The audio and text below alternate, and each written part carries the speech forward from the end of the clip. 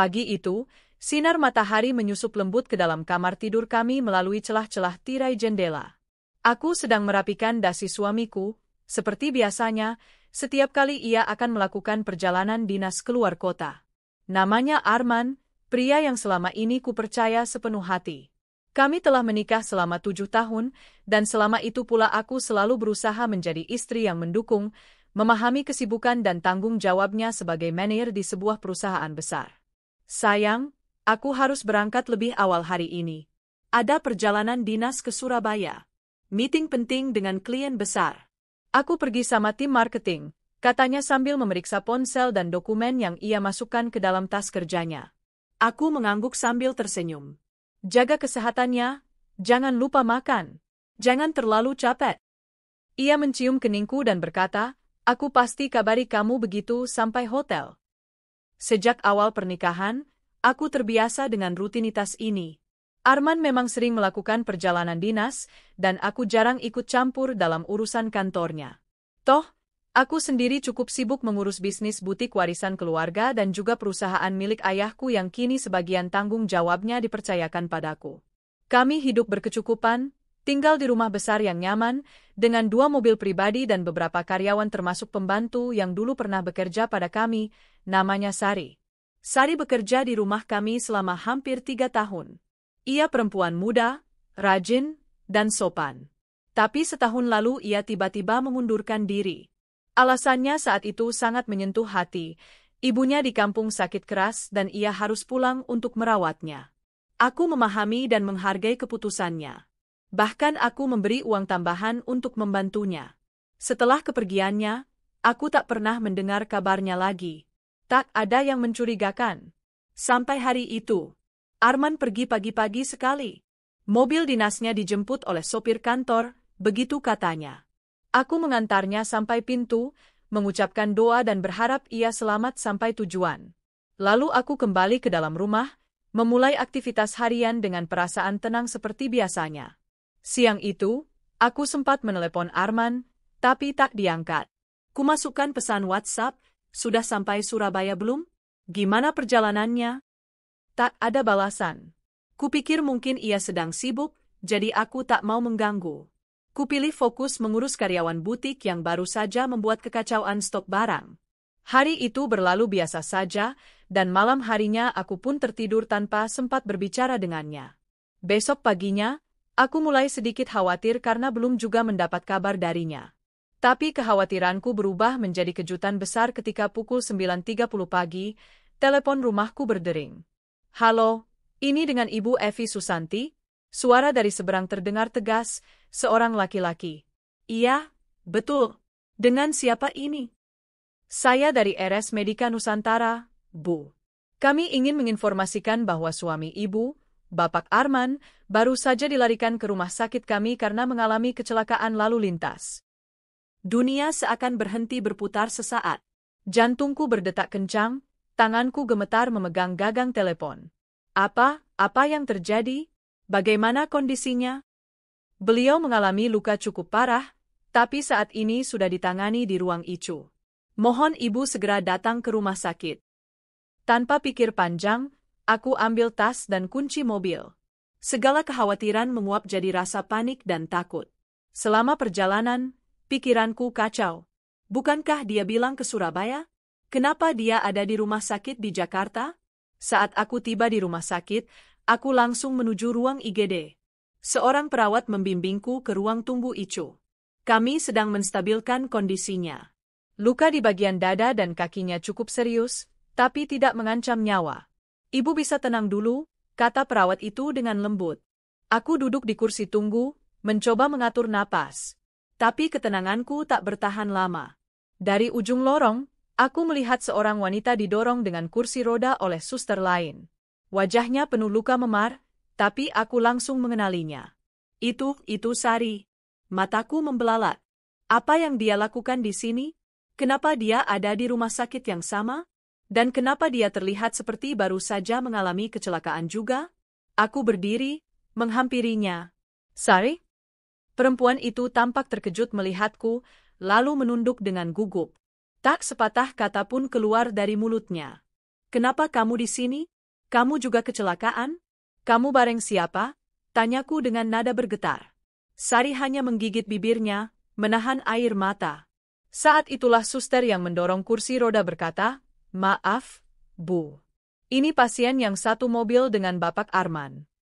Darahku seketika seperti membeku. Satu mobil? Suster itu mengangguk pelan. Iya, Bu. Mereka berdua korban dari kecelakaan di tol arah bandara. Aku terhuyung mundur.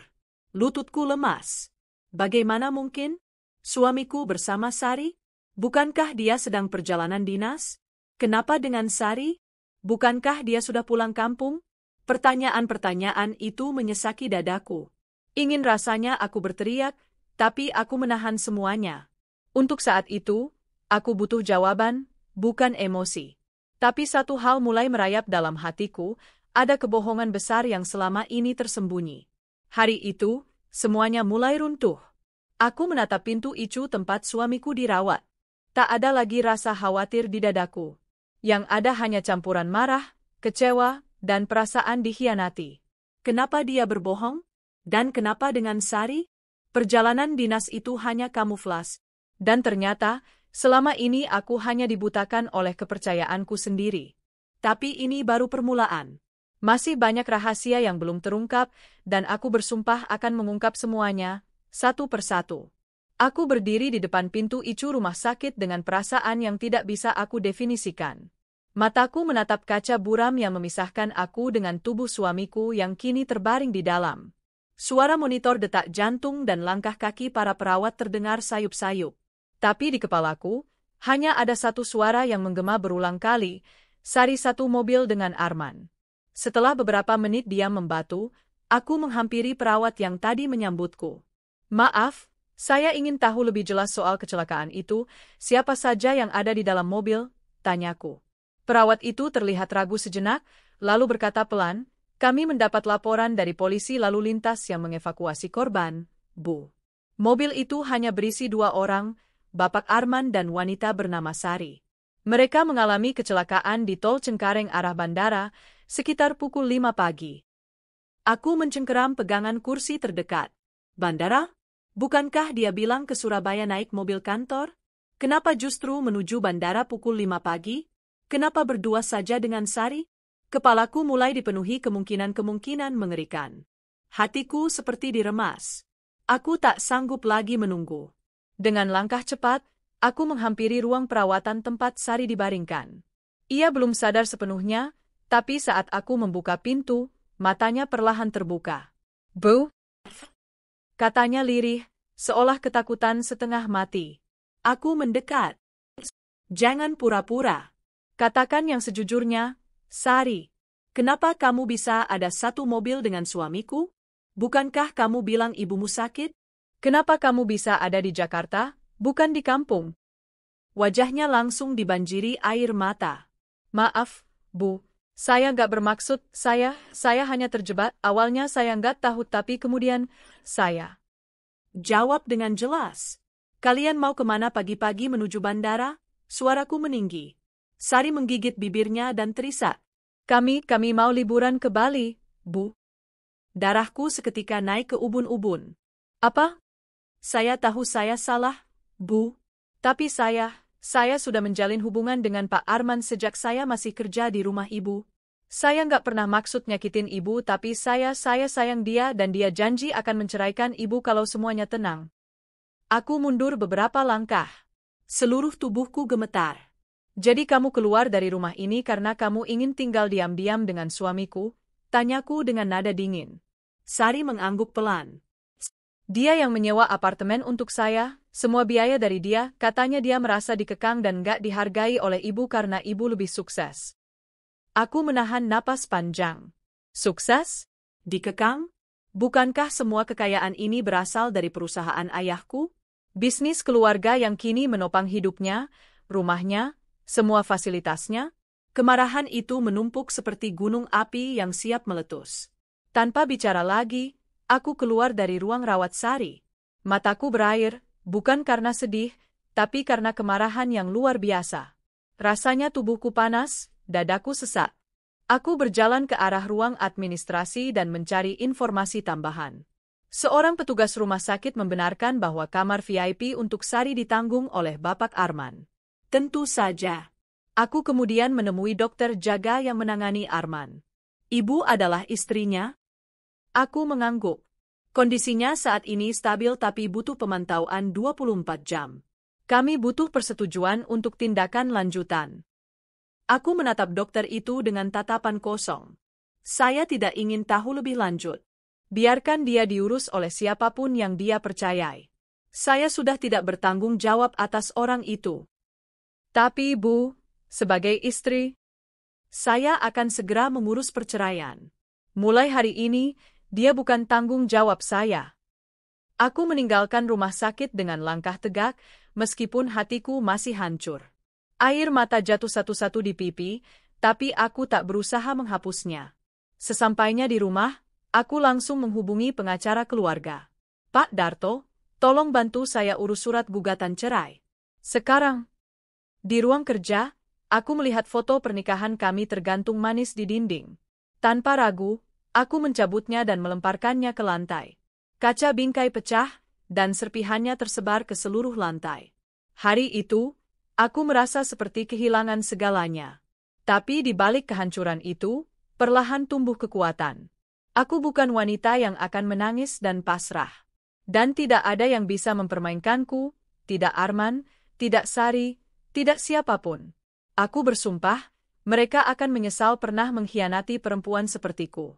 Keesokan harinya, rumah terasa sangat sunyi. Tidak ada suara televisi, tidak ada dering ponsel Arman, tidak ada canda tawa yang dulu menghiasi pagi-pagiku. Semuanya terasa dingin, seolah rumah ini telah kehilangan jiwanya. Atau mungkin, aku yang mulai kehilangan diriku sendiri. Namun, aku tidak boleh larut terlalu dalam. Setelah menghubungi Pak Darto, pengacara keluarga, aku memutuskan untuk menyelidiki semuanya lebih dalam. Bukan karena aku ragu pada pengkhianatan Arman, tapi karena aku ingin tahu seberapa dalam luka ini ditanamkan dalam hidupku. Aku mulai membuka laptop dan masuk ke akun email bersama yang selama ini kami pakai untuk urusan rumah tangga. Biasanya aku hanya menggunakannya untuk pembayaran listrik, tagihan internet, atau langganan streaming. Tapi pagi itu, aku menyusuri semua folder, bahkan folder spam dan arsip yang tidak pernah aku sentuh sebelumnya. Mataku membelalak ketika menemukan beberapa email konfirmasi penyewaan apartemen di kawasan SCBD. Nama penyewanya, Arman R. Biaya sewanya fantastis, apartemen mewah, dibayar lunas selama 6 bulan ke depan. Dalam lampiran email, ada foto KTP penyewa kedua. Itu wajah Sari. Tanganku gemetar saat mengklik file lain. Ada bukti transfer bulanan, tiket pesawat 2 orang ke Bali atas nama Arman dan Sari, pesan-pesan romantis tersimpan dalam folder pribadi dengan label, liburan rahasia. Hatiku kembali sobek, kali ini lebih dalam. Selama ini aku hidup dengan pria yang bisa tersenyum hangat di hadapanku, mencium keningku sebelum berangkat kerja, dan mengatakan bahwa aku adalah satu-satunya cintanya. Nyatanya, ia hanya pandai memainkan peran. Aku memutar ulang setiap kenangan kami. Setiap perayaan ulang tahun, hari jadi pernikahan, hingga malam-malam biasa saat kami duduk berdua di taman belakang sambil minum teh. Semuanya palsu. Dalam amarah dan kesedihan, aku menelepon sahabatku, Dina. "Enam, kamu harus kuat. Pria seperti dia nggak pantas buat kamu tangisi," katanya penuh simpati. "Dina, aku merasa bodoh. Aku percaya sama dia sepenuh hati. Aku nggak pernah curiga. Justru karena kamu tulus. Tapi ketulusan nggak layak dibalas dengan pengkhianatan. Sekarang waktunya kamu ambil alih semuanya. Enam, tunjukkan ke dia bahwa kamu bukan perempuan lemah." Aku mengangguk walau tak terlihat. Aku mau pastikan semua aset di bawah namaku. Aku nggak mau dia bawa kabur 1 sen pun. Dina mendukung penuh. Kami membuat janji bertemu dengan notaris keluarga keesokan harinya. Aku ingin memastikan tidak ada celah hukum yang bisa digunakan Arman untuk menuntut pembagian harta. Sore itu, aku mengunjungi kantor ayahku yang sudah pensiun namun masih memegang kendali dalam bisnis. Beliau duduk di kursi kulit coklatnya dengan wajah tenang, meski aku tahu, di balik matanya yang tajam tersimpan amarah. Papa sudah dengar kabar soal Arman, katanya langsung begitu aku masuk ke ruangannya. Aku mengangguk perlahan. Raf, Pak aku. Kamu nggak salah, Enam. Dia yang memanfaatkan kamu. Papa sudah curiga sejak dulu, tapi kamu terlalu percaya. Air mataku mulai jatuh. Aku pikir dia mencintaiku, Pak. Aku pikir dia tulus. Ayahku berdiri dan memelukku. Cinta sejati enggak menyakitimu seperti ini. Tapi kamu harus tahu, kami semua ada di pihakmu. Segala aset keluarga akan kita amankan. Papa akan pastikan dia enggak bisa sentuh apapun. Pelukan ayah membuatku merasa sedikit lebih kuat. Setidaknya, aku tidak sendiri dalam menghadapi badai ini. Malamnya, aku kembali ke rumah. Aku berdiri lama di depan lemari pakaian kami. Tanpa ragu, aku mulai mengosongkan sisi lemari milik Arman. Semua kemeja, celana, sepatu, aku masukkan ke dalam koper besar. Parfum kesukaannya, arloji mahal pemberianku, hingga surat-surat cintanya yang dulu aku simpan rapi. Aku membawa koper itu ke garasi, lalu menguncinya. Aku tak ingin melihat satupun benda miliknya lagi di dalam rumah ini. Keesokan harinya, aku dan Pak Darto bertemu untuk memulai proses hukum. Kami mendokumentasikan semua bukti perselingkuhan, termasuk rekaman pernyataan Sari, bukti transfer, dan tiket perjalanan. Dengan semua ini, Bu Evi bisa mengajukan gugatan cerai sepihak tanpa pembagian harta gono gini. Semua aset pribadi tetap aman di tangan ibu, jelas Pak Darto. Aku mengangguk. Dan biaya rumah sakit? Secara hukum, ibu tidak berkewajiban menanggung. Jika ingin, ibu bisa membuat pernyataan tertulis. Saya ingin buat pernyataan bahwa saya tidak bertanggung jawab atas biaya medis Arman maupun Sari. Mereka bisa urus sendiri. Pak Darto menyusun dokumen itu saat itu juga. Aku menandatanganinya dengan tangan yang mantap. Tidak ada lagi keraguan. Tidak ada lagi belas kasihan. Malam itu, aku menerima pesan dari nomor tak dikenal. Isinya hanya satu kalimat. Maafkan aku, Enam. Aku terlalu bodoh. Aku tahu itu dari Arman. Tapi aku tidak membalas. Karena tidak ada kata maaf yang cukup untuk menyembuhkan luka yang ia tinggalkan.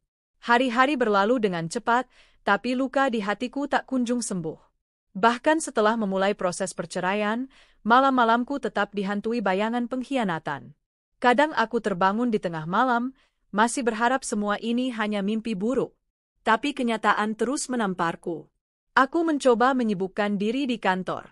Ayah memberiku kepercayaan lebih untuk memimpin proyek baru yang cukup besar. Ini adalah kesempatan untuk mengalihkan energi dan kemarahan menjadi kekuatan membangun. Namun, luka yang ditinggalkan Arman bukan hanya soal hati. Ternyata ia juga menyimpan rahasia keuangan yang mulai terkuak satu persatu. Bu Evi, kami menemukan transaksi mencurigakan atas nama Pak Arman dalam rekening perusahaan cabang Surabaya, lapor bagian keuangan suatu pagi. Aku segera meminta laporan lengkap. Setelah ditelusuri, ternyata Arman selama ini mengalirkan dana dari proyek pengadaan fiktif ke rekening pribadi atas nama adik Sari. Jumlahnya tidak main-main, ratusan juta rupiah. Dia tidak hanya selingkuh secara emosional dan fisik, tapi juga mencuri dari perusahaan keluargaku, gumamku dengan nada getir. Aku segera menghubungi Pak Darto dan ayah. Ini bukan lagi soal perceraian, tapi potensi tindak pidana. Kita bisa laporkan ini ke pihak berwajib. Tapi konsekuensinya besar. Nama keluarga bisa terseret, ujar Pak Darto. Ayah menggeleng. Nama baik lebih penting. Tapi lebih penting lagi, Enam harus kuat. Ini ujian terbesar dalam hidupmu. Jika kamu bisa melewati ini, kamu bisa melewati apapun. Aku pun mantap melangkah. Aku membuat laporan resmi ke kepolisian dengan semua bukti transaksi, hasil audit internal, dan kronologi kejadian. Tidak ada lagi ruang untuk ampun. Arman sudah kelewat batas. Beberapa hari kemudian, rumah sakit menghubungiku. Arman sudah boleh dipindahkan ke ruang perawatan biasa dan kondisinya mulai pulih. Bu, beliau terus menanyakan ibu. Ia ingin bicara langsung, kata suster lewat telepon. Aku menolak. Saya tidak ingin bertemu dengannya. Dia bukan siapa-siapa lagi. Namun, Sore itu aku mendapati Dina berdiri di depan rumahku dengan wajah cemas. "Enam, aku baru pulang dari rumah sakit. Aku temui Arman." Aku langsung menegang. "Kenapa kamu ke sana?" "Aku cuma mau tahu apa yang sebenarnya dia pikirkan. Dan Enam, kamu nggak akan percaya ini." Dina menyerahkan padaku sebuah ponsel yang direkam secara sembunyi-sembunyi. Di dalam video itu, Arman berbicara pelan tapi jelas. "Sari mulai ancam aku, Din. Dia tahu semua kelemahan aku. Semua transaksi yang aku buat, dia ikut terlibat. Tapi sekarang dia takut dan mulai minta dinikahi. Aku nggak pernah serius sama dia. Aku cuma butuh pelarian. Tapi sekarang semuanya berantakan, dan Enam nggak akan pernah maafkan aku." Aku menutup video itu dengan tangan gemetar. Kebohongan, manipulasi, pengkhianatan, semuanya bersumber dari dua orang itu. Tapi di balik rekaman itu, ada satu hal yang kini menjadi senjataku, pengakuan. Dengan bukti ini, kasus penggelapan dana dan manipulasi bisa diperkuat. Aku dan Pak Darto segera menyerahkan rekaman itu ke penyidik. Proses hukum bergerak lebih cepat. Sementara itu, kabar tentang kecelakaan dan skandal perselingkuhan Arman mulai tersebar di kalangan sosialitaku. Banyak yang terkejut, beberapa merasa iba, tapi tak sedikit pula yang diam-diam menggosipkan. Namun aku tak peduli. Aku bukan korban. Aku adalah perempuan yang disakiti, tapi tidak kalah. Suatu pagi, aku berdiri di depan cermin dan menyadari bahwa sorot mataku sudah kembali tajam. Bukan karena amarah, tapi karena keteguhan. Luka itu masih ada, tapi kini ia berubah menjadi perisai. Beberapa hari kemudian, surat resmi dari kepolisian keluar. Arman dinyatakan sebagai tersangka penggelapan dana perusahaan. Ia tidak bisa meninggalkan rumah sakit tanpa pengawasan. Sari pun mulai dipanggil sebagai saksi. Ketika berita ini muncul di media online, semua berubah. Arman yang dulu dielu-elukan sebagai manajer muda sukses kini menjadi aib. Ayah memanggilku ke ruang kerjanya. "Enam, Papa bangga padamu. Kamu mengambil keputusan yang tepat." Aku tersenyum kecil. "Tapi aku belum selesai, Pak. Aku mau pastikan mereka tidak bisa berdiri lagi dengan nama keluargaku." Langit Jakarta mendung pagi itu, seolah ikut merasakan beratnya keputusan yang telah aku ambil. Suara rintik hujan menabrak jendela besar ruang kerjaku, seperti detak pelan yang mengiringi detik-detik menuju akhir dari semua kebohongan. Gugatan cerai telah resmi didaftarkan di Pengadilan Agama. Arman, dalam kondisi terbaring di rumah sakit dan kini berstatus tersangka, harus menerima kenyataan bahwa pernikahan kami tidak akan bisa diselamatkan lagi. Tidak ada ruang untuk penyesalan ketika luka yang ditinggalkan terlalu dalam dan terlalu hina untuk dimaafkan. Pak Darto mengirimiku kabar bahwa proses hukum berjalan lebih cepat dari perkiraan. Dengan bukti rekaman dan aliran dana fiktif yang ditemukan dari audit, Arman menghadapi ancaman hukuman penjara hingga 5 tahun. Kami juga sedang mengajukan pembekuan rekening atas nama dia dan beberapa afiliasi atas nama keluarga Sari, jelas Pak Darto dalam pertemuan virtual kami. Aku hanya mengangguk. Tak ada emosi tersisa. Yang membuatku lebih terkejut adalah kabar dari salah satu temanku yang bekerja di maskapai penerbangan. Ia mengirimiku foto rekaman CCTV dari bandara pada hari kejadian kecelakaan. Di sana, tampak Arman dan Sari datang dengan koper besar dan berpakaian santai.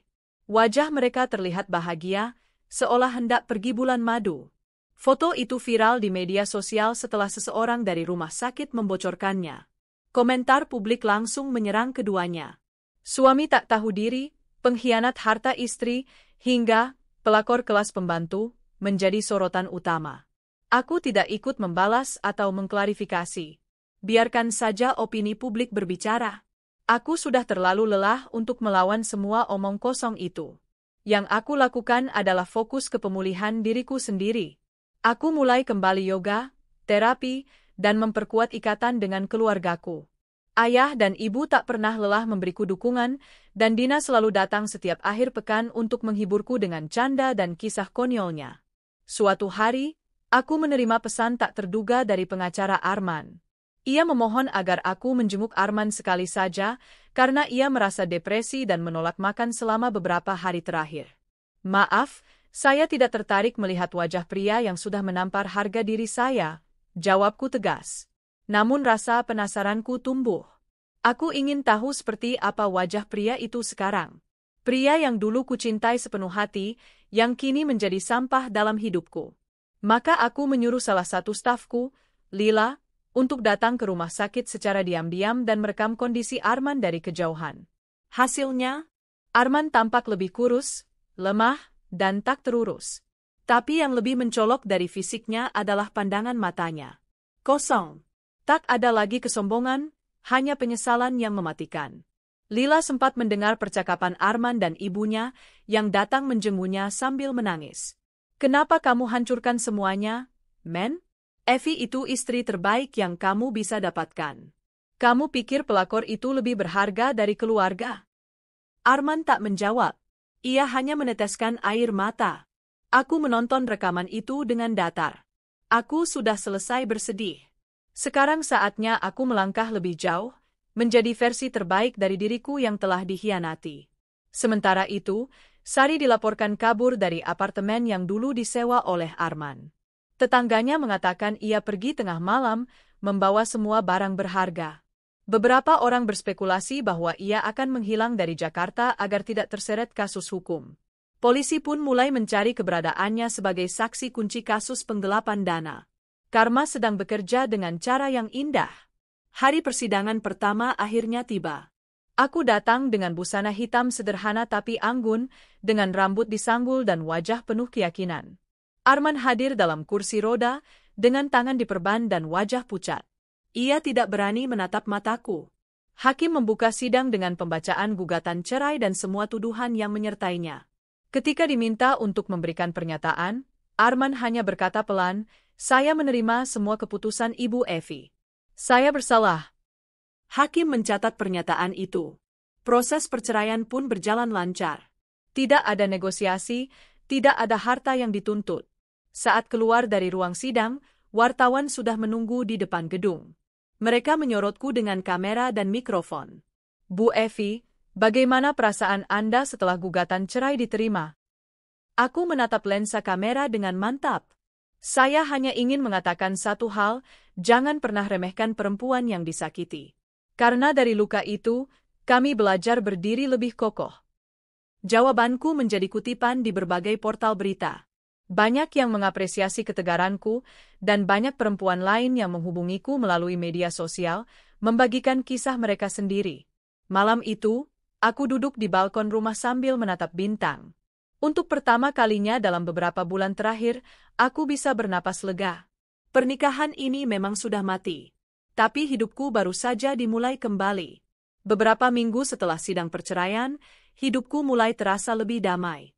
Untuk pertama kalinya dalam bertahun-tahun, aku bangun pagi tanpa beban berat di dada. Rumah terasa lebih sunyi, ya, tapi itu bukan kesepian, itu ketenangan yang kutemukan kembali. Aku mulai melibatkan diri lebih aktif di perusahaan ayah. Sebagai direktur keuangan, aku kini fokus pada program pemberdayaan perempuan yang bekerja di sektor informal. Aku tahu bagaimana rasanya menjadi perempuan yang tidak dianggap, dibohongi, bahkan diremehkan. Dan aku ingin membantu mereka bangkit, sama seperti aku pernah jatuh. Program itu kami beri nama, Perempuan Bangkit. Kami memulai pelatihan manajemen keuangan, keterampilan dasar digital, hingga penyuluhan hukum untuk pekerja rumah tangga. Lucunya, banyak dari peserta itu adalah mantan pembantu rumah tangga atau wanita dari kalangan kurang mampu. Saat berdiri di depan mereka, berbagi kisahku, mereka tak hanya mendengarkan, mereka merasa dilihat. "Saya juga pernah dikhianati, Bu," kata salah satu dari mereka, seorang janda 2 anak, "tapi cerita ibu bikin saya yakin saya juga bisa bangkit." Air mataku hampir tumpah. Tapi aku tahan. Aku datang ke sini bukan untuk menangis, tapi untuk menguatkan. Sementara itu, polisi akhirnya menemukan Sari di kota kecil di Jawa Tengah. Ia ditangkap saat hendak melarikan diri ke Bali dengan identitas palsu. Ia sempat membuat drama, menangis dan mengatakan bahwa dirinya hanyalah korban rayuan Arman. Namun bukti transaksi sewa apartemen dan percakapan yang disita dari ponselnya menunjukkan bahwa ia sangat sadar perannya. Sari kini menghadapi tuntutan pasal penipuan, pemalsuan identitas, dan dugaan keterlibatan dalam penggelapan dana. Sungguh ironis, Dari mantan pembantu yang berpura-pura merawat ibunya yang sakit, kini ia harus menghabiskan waktunya dalam tahanan. Kabar tentang Sari menyebar luas. Banyak yang penasaran, apakah aku puas melihat mereka jatuh? Apakah aku merasa menang? Tidak. Ini bukan tentang menang atau kalah. Ini tentang keadilan. Tentang membersihkan luka yang ditorehkan oleh kebohongan dan pengkhianatan. Tapi luka memang tidak bisa hilang begitu saja. Suatu malam, aku bermimpi tentang Arman. Dalam mimpi itu, ia berdiri di taman belakang rumah kami, dengan wajah bersih seperti dulu, di masa awal pernikahan. Ia tersenyum, tapi matanya penuh air. Ia tidak mengatakan apapun, hanya menatapku, lalu pergi begitu saja. Aku terbangun dengan napas berat. Mimpi itu mengguncangku. Karena seburuk apapun Arman, ia pernah menjadi bagian penting dalam hidupku. Kami pernah merencanakan masa depan bersama, tertawa bersama, menangis bersama. Semua itu nyata. Tapi ia menghancurkan semua itu dengan tangannya sendiri. Aku duduk di ruang tamu, memandangi foto-foto lama di album yang belum sempat kubakar. Aku melihat wajah kami, aku dan dia, di hari pernikahan. Senyuman kami lebar, penuh harapan. Aku sudah melepaskanmu, Arman. Tapi bukan berarti aku melupakan pelajaran darimu, gumamku. Beberapa hari kemudian, aku menerima surat dari pengacara Arman. Isinya permintaan maaf tertulis dari Arman sendiri. Surat itu ditulis dengan tulisan tangannya yang masih kukenal, agak gemetar tapi jujur. Ia meminta maaf atas segalanya, kebohongan, pengkhianatan, bahkan ketidakmampuannya menjadi suami yang layak. Evi, jika aku bisa memutar waktu, aku akan memilih setia. Tapi penyesalan memang datang ketika semuanya sudah terlambat. Terima kasih karena dulu pernah mencintaiku. Sekarang aku hanya berharap kamu bahagia, walau tanpaku. Aku tidak membalas surat itu. Tapi aku menyimpannya. Bukan karena masih ada cinta, tapi karena itu penutup terakhir dari kisah kami. 1 tahun berlalu sejak kecelakaan itu. Aku berdiri di kakiku sendiri untuk berjuang melanjutkan kehidupanku. Ku bertekad menata puing-puing kehancuran di masa lalu. Jangan pernah biarkan luka menjadi akhir cerita, kataku mantap, karena luka itu bisa jadi jembatan menuju versi terbaik dari diri sendiri. Dan saat malam tiba, aku pulang ke rumahku, rumah yang dulu penuh tangis, kini penuh damai. Aku duduk di balkon seperti biasa, menatap langit, dan berkata dalam hati, terima kasih, Tuhan. Karena meski aku pernah hancur, Engkau tak membiarkanku tetap jatuh. Musim hujan kembali datang. Tapi kali ini, hujan tak lagi membawa perasaan sendu seperti tahun lalu. Aku duduk di teras rumah dengan secangkir teh hangat, memandangi taman kecil yang mulai dipenuhi rumput hijau segar. Ada semacam simbolisme di sana, hidup yang tumbuh kembali setelah badai besar. Sudah hampir 2 tahun sejak semuanya berubah. Perceraian, skandal, pengkhianatan, hingga kebangkitan diriku. Dan kini, aku merasa seperti orang yang benar-benar baru. Perusahaan ayah mengalami pertumbuhan luar biasa. Program Perempuan Bangkit yang kami mulai dari kecil, kini menjangkau puluhan kota. Aku bukan hanya menjadi direktur, tapi juga tokoh publik yang sering diundang ke forum-forum nasional dan internasional untuk bicara soal ketahanan mental perempuan, pemberdayaan, dan hak untuk hidup bermartabat setelah trauma. Setiap kali berdiri di podium, aku selalu mengingat satu hal, ini bukan tentang balas dendam, ini tentang perubahan. Namun hidup tak sepenuhnya mulus. Beberapa bulan lalu, aku mendapat kabar bahwa Arman harus menjalani operasi tulang belakang yang cukup serius akibat luka lama dari kecelakaan. Ia kesulitan berjalan dan mulai mengalami gangguan saraf. Sari, yang kini telah divonis 6 tahun penjara, tak bisa menemaninya. Ia kini hidup sendiri di sebuah rumah sewa sederhana di pinggiran kota. Beberapa kerabatnya yang dulu menjauh dariku, kini menghubungiku diam-diam. Mereka meminta bantuan, setidaknya untuk biaya pengobatan Arman. Aku hanya menjawab dengan tenang. Aku mendoakan kesembuhannya. Tapi aku bukan lagi istrinya. Dia telah memilih jalannya. Jawaban itu bukan karena aku tak punya hati, tapi karena aku sudah cukup tersakiti. Membantu orang yang pernah menusukku dari belakang bukan lagi kewajiban moral, terlebih jika keikhlasanku akan disalahartikan sebagai kelemahan. Sore itu, setelah menyelesaikan rapat dengan tim yayasan, aku berjalan ke sebuah taman kota yang sering kukunjungi. Di sana, ada satu bangku kayu yang menghadap ke danau kecil.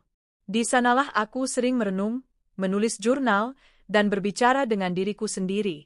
Evie, kamu sudah jauh berjalan dan kamu belum selesai, bisikku dalam hati. Aku membuka jurnal harian yang sudah setahun lebih kutulis. Halaman terakhir berisi catatan tujuan hidupku. Mengampuni tanpa harus melupakan. Menolong tanpa mengorbankan diri sendiri. Mencintai diri lebih dari siapapun. Hari itu juga, aku menambahkan, membuka hati untuk kemungkinan baru. Ya, untuk pertama kalinya, aku mulai berpikir bahwa mungkin aku bisa kembali membuka hati. Bukan untuk menggantikan Arman, tapi untuk memberi ruang bagi cinta yang lebih dewasa, lebih sehat, lebih menghargai. Aku memang belum bertemu siapa-siapa. Tapi aku tahu, jika waktunya tiba, aku sudah siap. Aku tak lagi hancur seperti dulu. Aku sudah memulihkan diriku. Dan yang lebih penting, aku sudah bahagia, bahkan tanpa seseorang di sisiku. Beberapa minggu kemudian, aku diundang sebagai tamu di sebuah universitas ternama. Acara itu berlangsung meriah. Di antara mereka, aku bertemu dengan seorang dosen tamu yang memperkenalkan diri sebagai Adrian. Kami berbincang cukup lama tentang pendidikan. Rupanya, ia juga pernah mengalami perceraian akibat pengkhianatan. Tapi caranya berbicara, tenang dan dalam, membuatku merasa nyaman. Bukan karena romansa, tapi karena pemahaman. Pertemuan itu tidak berarti cinta baru langsung bermekaran. Tapi itu cukup untuk mengingatkanku bahwa dunia masih luas. Bahwa hidup tak berhenti di satu titik sakit. Bahwa di luar sana, ada orang-orang yang juga belajar dari luka mereka. Beberapa hari setelah pertemuan itu, Adrian mengirimiku email. Isinya sederhana.